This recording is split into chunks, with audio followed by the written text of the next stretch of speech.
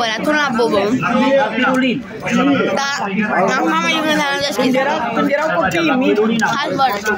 De lucrai pe lângă host și la Pirulina. Care mi-a picat, vă. Era o pereche de oameni în vârstă, la fel ca noi. Nu ai învățat tot timpul ăla.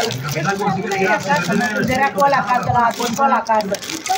Dar n-ai zis bine, o pereche de oameni în vârstă la fel ca noi, că voi nu sunteți în vârstă. Mariana, când erau copiii mici. Voi sunteți tineri. Băi, și zice, hai că se duce la ea la ziua erau copii. Acum acasă am trece acum în spate. Hai să ducem la ea că e ziua lor. Care vine și Vasile. Si. Maria și Sâlie a făcut fripturi toate alea. Toate ale care mi le-am cumpărat la... Deci, A făcut-o la ea în casa, Pirulina. mi-am cumpărat două. Două cu cutie transparentă care trebuie ce la bubuie. Da? Acolo, cu tare. Ăla era lângă mine. Și am cumpărat două care au cutie așa, care nu văd. Era deja. Surprise. Nu vezi.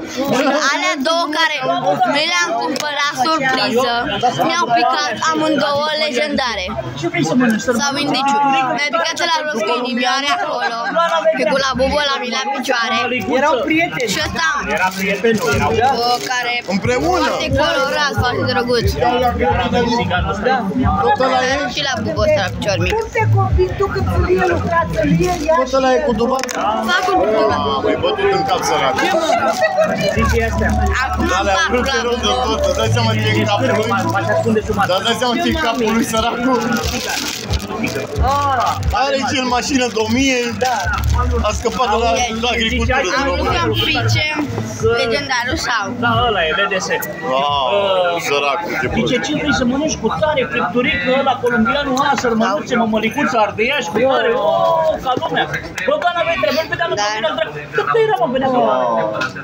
Dar Maria, din 2 minute, 5 minute, ce vrei să mănânci? Ce-ți mai aduc? Ce-ți mai cu tare? Dar era certată cu Sâlie. Că abia vorbea și a venit cu Sâlie la dans, mi se pare. Nu știi că nu prea vorbea. Eu nu fumă, maestru. Ia mă, mai dă-i două. Toma, hai lasă.